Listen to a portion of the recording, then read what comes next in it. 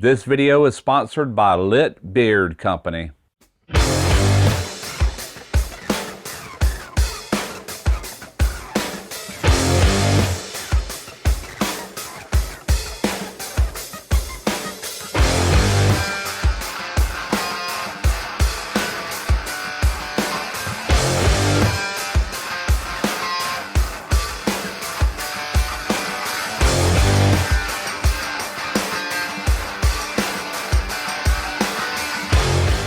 All right, some of you might remember a few weeks ago I did a brisket. I called it a leftover brisket, and the reason I called it that is because what I done with that brisket is I divided it up and I froze it, vacuum packed it, then froze it, and today I'm utilizing most of the flat off of that brisket, and I'm doing brisket enchiladas. They are like one of my favorites. I'm gonna show you how to do it from start to finish, starting right now. All right, so here's the brisket. Like I said, I got them vacuum packed and they've been in the freezer.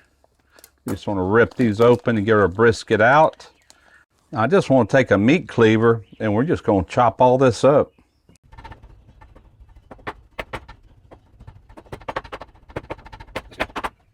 So I took a whole yellow onion. That's what you see here. I'm just going to add in a little bit of cooking oil there. 1/4 cup, tablespoon, whatever. And all I want to do is just saute these up until they're soft. So that's what I'm looking for right there, just getting them somewhat tender, getting a little bit of color to them. About as far as I want to take them for right this minute. Let's bring this over here to our chopped brisket. And I just want to take and scrape the brisket into here. Now the brisket's fully cooked, obviously. All I'm wanting to do is just kind of warm it through and mix it in with these onions more than anything. Now I do got more of that brisket left if this is not enough, but we're going to try this right here. Get it back over here on the fire.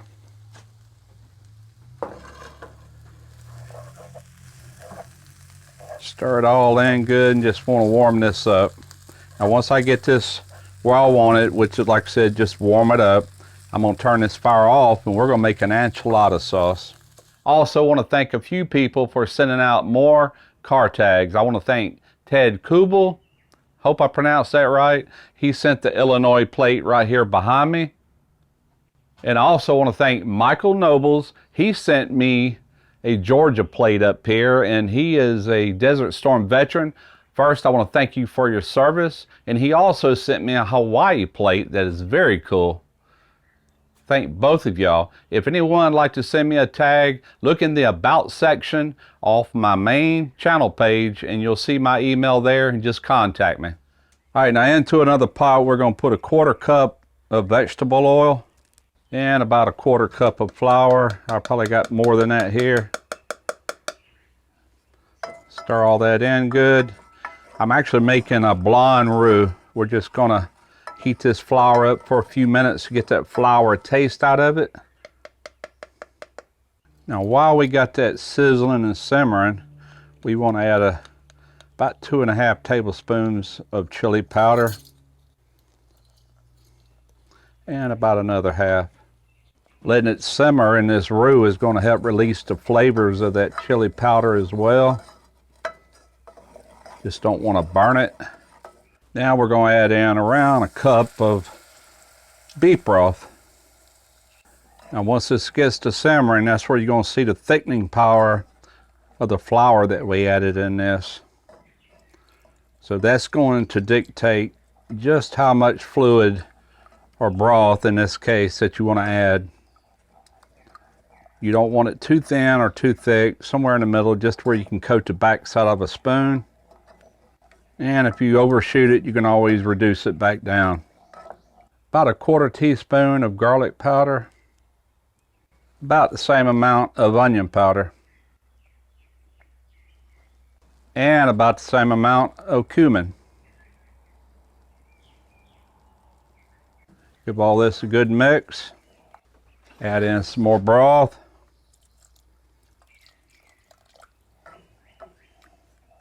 Now this broth does have sodium in it, but I'll probably still need to add additional salt.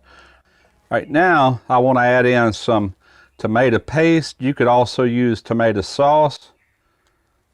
A couple of good dollops like that right there should do it. A couple of tablespoons. And a little black pepper. Should be plenty. About a 1/4 teaspoon salt. It's sure looking good. This is really more of an enchilada gravy, if you will, mainly because of the roux that we used, and it's still a little too thick for my liking, so I'm going to thin it out a little bit more. Just want to make sure that tomato paste is worked in really well. Tomato sauce would actually be a little bit easier to work with, but this is doing fine. The heat's breaking it right down. All right, I think we're good right where we're at, so I'm going to go ahead and turn this off. Keep in mind it will thicken as it cools off. I want to thank my next sponsor, ThermoPro. If you're wanting to dial in that perfect steak, or if you're wanting to do poultry and make sure that it's safe to eat, make sure it's up to temp, check out ThermoPro. They have a lot of thermometers to pick from. I've got probably 4 or 5 different models. These are 2 instant reads here that I use all the time. Check out the link in the description box and get exclusive discounts using my link and codes. So the first thing I want to do is pour a little bit of this sauce in the bottom of this pan. That's just to kind of prevent them from sticking to the bottom. All right, we got good coverage there. Now we're going to take one of these flour tortillas and we're just going to place a little bit of this onion and brisket mixture right here in the middle. Gotta love this time of year, man. That's when the flies start showing up every year. It's just part of it. So no kind of special roll on this. We're just going to tuck it and roll it just like so. Then we're going to put seam side down. All right, I'm going to go ahead and get all of this filled up as much as it'll hold, and I got another little pan here if need be. By the way, I am using flour tortillas. I prefer flour on this over corn, even though corn is traditionally used for enchiladas. We're just going to pour our sauce over the top of these. You can make more sauce, less sauce, just whatever you need. But that is the basic recipe for it.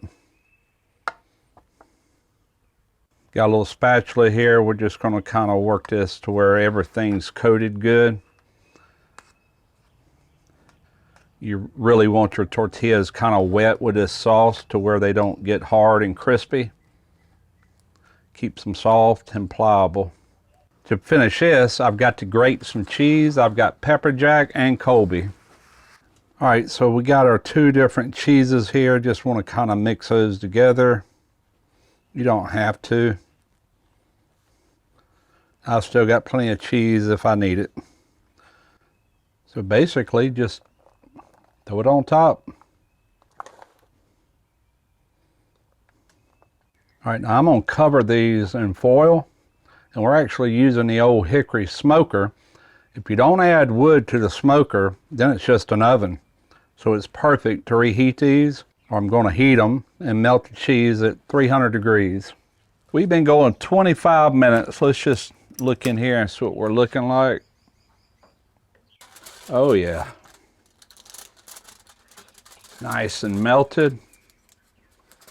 I'm gonna get this foil off of these and let them go about another 10 minutes uncovered.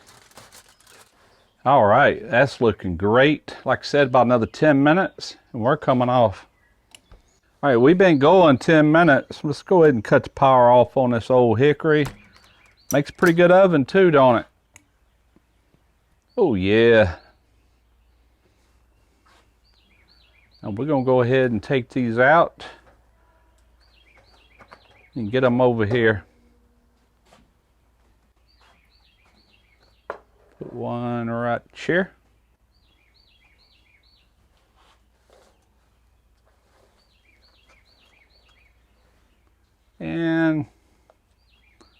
one right here. Only one thing left to do, and that's just put a little garnish on it with a little green onion. All right, let's see if we can get one of these out of here. See what we got here. Oh yeah. All right, here we go.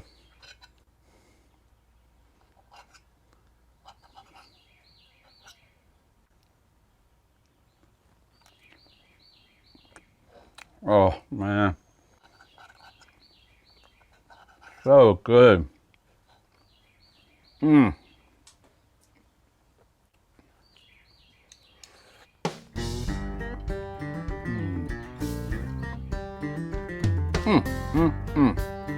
If you're one of them that don't think leftover brisket exists, that there is no such thing, then hey, just purposely reserve you some to try this.